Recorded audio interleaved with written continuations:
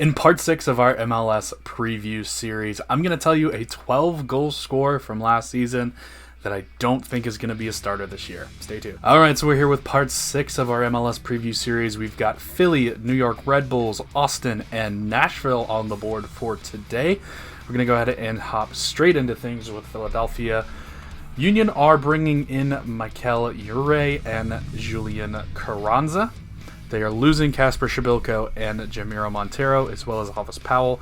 Key youngster is going to be Paxton Aronson. There's really 3 very good youngsters on this team that all could kind of fight and kind of take time away from each other, so we'll have to keep an eye on that.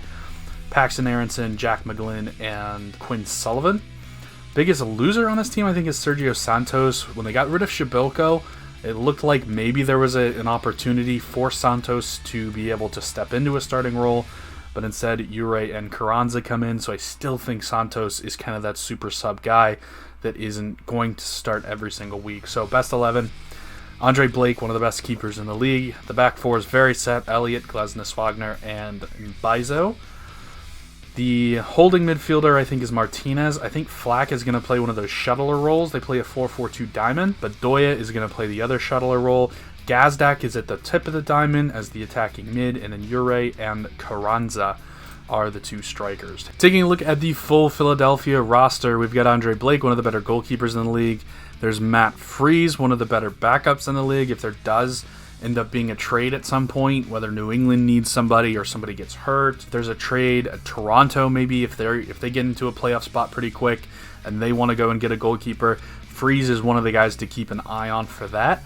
The back 4 is very, very settled: Jack Elliott, Glesnes, Kai Wagner, and Oliver Mbaizo. Not a ton of depth in the back here. They can play Flack back here. They can play Bedoya back in the back as well if they need some cover. But as things stand, we're going to go with the normal 4-4-2 that Philadelphia plays with a diamond midfield. At the base of that midfield is Jose Martinez. And then I think the 2 shuttler positions, Flack, who would normally be at the base of the diamond, but he can kind of play a lot of different positions. He can also play fullback. Flack is going to be one of the shuttlers, and then Bedoya is the other. It still remains to be seen how much Bedoya has in his legs.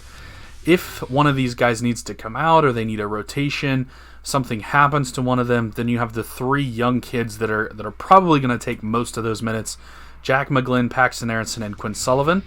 I expect all 3 of these guys to play fairly significant roles on this team. It just depends which one breaks out as to who gets more minutes. And then up top, pretty deep up top, despite giving away Kasper Shibilko. They have Ure, Carranza that they brought in, and then Santos and Burke are returning from last season to provide some nice depth in the back. Next up, we have New York Red Bulls. So we have Luquinez coming in. Lewis Morgan is a big acquisition for them. Dylan Nealis comes over from Nashville to join his brother. And then Caden Clark is also transferring in, sort of. They had to pay like $600K in order to get him, even though he played for them last year, which is an interesting story. So that's a good one for MLS rules there. Transfers out, they lose Kyle Duncan, which is a nice piece. Sean Davis is big in that midfield. I don't know how they replace Sean Davis. That's one of the big questions on this team. Tarek is gone, Gutman's back to Atlanta, and Fabio is also gone. Key youngster is actually going to be John Tolkien. We could go Caden Clark here, but I think Tolkien taking over that position from Andrew Gutman is going to be a much more key role, especially considering Davis is gone. I think the defense is the issue with this team, not necessarily the attack.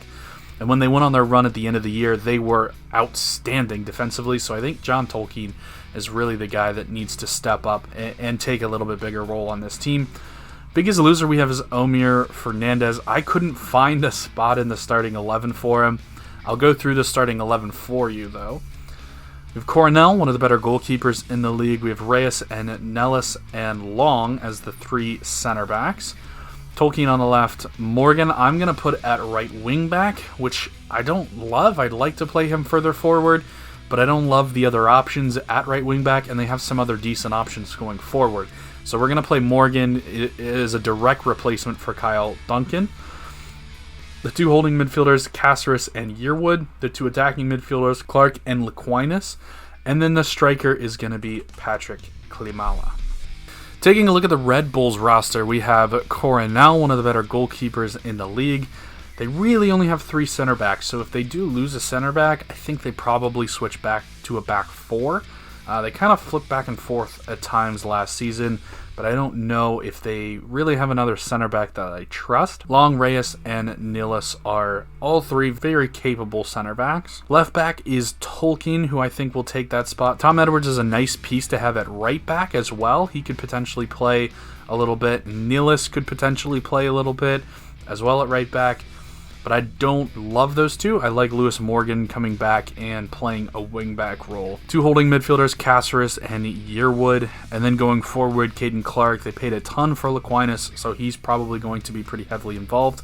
Frankie Amaya was a number 1 overall pick a few years ago, so he's got a ton of talent. Has not been able to put it all together as of yet. But every year we keep waiting for him to break out, and maybe this is the year for him. Amir Fernandez, another one that's had a pretty good season last year, pretty decent player. He could get some time. Klimala's the starter, and then Tom Barlow also could get a little bit of time spelling Klimala. Next up, we have Austin FC going into their 2nd season in MLS. The first season didn't start off particularly well, but they started to sort of make some gains, especially with the summer signings that they had. They have a nice core in place now, and they added a huge piece to it and then a bunch of veterans. So kind of a really underrated transfer window, I'd say, for Austin, but one that I kind of like. Jojan Valencia, he was supposed to be a phenomenal number 6 that just sits in and destroys things in front of the back 4. Apparently they had a lot of trouble in transition moments giving the ball away, and then they were wide open to attack. That is what apparently Valencia is very, very good at. Felipe Martin's wily veteran. He'll help the younger midfielders there. Maxi Urruti, another option who's a wily veteran, been around the league quite a bit. He'll help some of the younger guys to kind of get used to MLS. Ben Sweat, who I was really excited to see last year in Austin, and he tore his ACL, didn't ever get to play for Austin. He's off to Kansas City. Mackenzie Gaines is off to Charlotte from the expansion draft. I don't know that they were really planning on Mackenzie Gaines getting picked in the expansion draft, but off he goes. And then Thomas Pochettino is also off. Kind of odd to see a team in their 2nd season get rid of a DP. Key youngster for this team. This is not a young team. There's only really 2 that you could say that are the key youngsters. It's Gite and Daniel Pereira, who was the number 1 overall pick last year. Since I don't have Pereira in my starting lineup, I'm going to say the key youngster is Musa Gite. But if Pereira steps up, that really does help them quite a bit as well. So he is kind of a key, despite the fact that he maybe isn't in the starting lineup where he was for most of the season last year. This starting lineup is going to remain pretty much the same from last season. Stuver in the back. Romana and Cascante are the center backs. Keep an eye here on Kip Keller. He was picked 5th overall in the draft, but my favorite player from the draft, and he fills an obvious need for Austin. I think he could get minutes very, very early on. Kolmanich and Lima are the fullbacks. Valencia takes Pereira's spot in the midfield, and that's a really nice pickup for them. Ring is a fantastic midfield general. The wingers are Fagundes and Dominguez, and then Driussi will sit underneath Gite in a 4-2-3-1. Taking a look at the entire team, we see Stuver here, only 30 years old, decent goalkeeper. We have Romana, Cascante, and I've already talked about Kip Keller a little bit, a guy that I really, really, really like, and I think he long-term will be fantastic on this team, left-footed center back. Kolmanich, who made a nice impression last year coming over. They have Nick Lima as the right back. Center mids are Valencia and Ring. Martins will probably back up these 2, and Pereira will probably back up Driussi. But Pereira can also play either of these 2 spots as well. Martins is a really nice pickup for midfield depth. And then up top, they've just got a ton of players. Dominguez, Fagundes, Stroud, Finley comes in, Urruti comes in, Gite, Hosen was hurt all of last year. He's going to be back this year. So a ton of options forward here, a ton of veteran options, 31, 31, 31, 27, 27, 26. This is not a young team. This is a team that they think can win. And finally, we're going to talk a little bit about Nashville. Not a busy transfer window for Nashville, but they make one key addition to the squad. They're going to bring in Teal Bunbury, who's a nice piece for leadership and experience, although they have a ton of that already, but you can never have too much leadership and experience.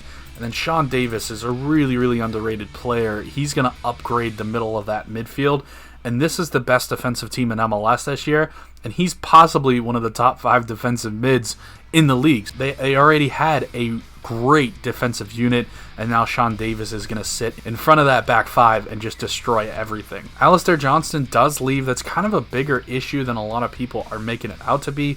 He was really underrated playing fullback for Nashville. Dylan Nealis is gone. He wasn't a huge contributor last year, but he's off to Red Bulls. Jonder Cadiz is also off to Europe.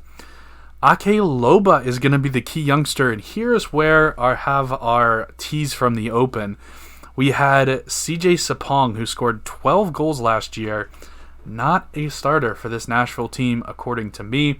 Now, again, this is not week 1, what's going to happen on Saturday, who's going to start in the starting lineup. This is over the course of the entire season, who gets the most minutes at each position. So I don't know if Loba starts week 1, but I think over the course of the entire year, he will play more than CJ Sapong, and play better too. So your best 11 now is Willis, Zimmerman, Maher, and Romney are 3 nailed on center backs. You can really go Willis with any of these 3 guys, and I feel very comfortable with those in a stack. But Zimmerman obviously is the key piece here. Lovitz is coming back as well. Another piece that I really like as a defender. He's got more of that upside for getting decisives, so I do love that. And then they have Miller, who's going to be, I think, a starter. Then they add Sean Davis into the midfield. That does kick out Dax McCarthy, who could be considered your other real biggest loser from this group. Davis is going to play alongside Godoy, and then the front 3, which is kind of, Leal's going to be more of a midfielder, and then it'll really be a front 2 with Mukhtar and Ake Loba. But Leal's job is much more offensive than either Davis or Godoy is going to be. And then taking a look at the full roster, Joe Willis is your goalkeeper. Zimmerman, Romney, Maher are the 3 nailed on center backs. Castellanos not a bad piece. They get Bauer over from Atlanta. Longmire they picked in the draft, and I heard really, really good things about him. He didn't go very high, but I heard that they really, really like him a lot. Dan Lovitz at left back, Miller at right back. Godoy is going to hold with Sean Davis. Todd Nunga is actually a pretty decent player as well. I think he's going to have to get relegated to more of a bench role, a sub role. Dax McCarty, also the club captain. I think either Zimmerman or Davis, probably Zimmerman, is going to end up being the captain. But I think Dax McCarty is still a very valuable piece and still a great leadership piece for Nashville, but I don't think he's really got enough to provide elite cover for this team at this point. Hani Mukhtar will be one of the 2 strikers up top. Leal will be the other. But Juan is a guy that's had a lot of hype ever since he was at Seattle, but he's never really put it together. He's now 22, and he's starting to get to that age where you got to start trying to put things together. Mule is a decent piece. He'll probably play a little bit. Loba Teal Bunbury is another kind of a decent piece, more in there for veteran leadership, but he'll play a lot as well. CJ Sapong will still play, don't get me wrong. I just can't see him getting double-digit goals this year. And they also bring on Zubac. That's it for this one today. We have one more video in our series, and we'll preview the final 4 teams coming up later in the week. But until the next time, Vamos United.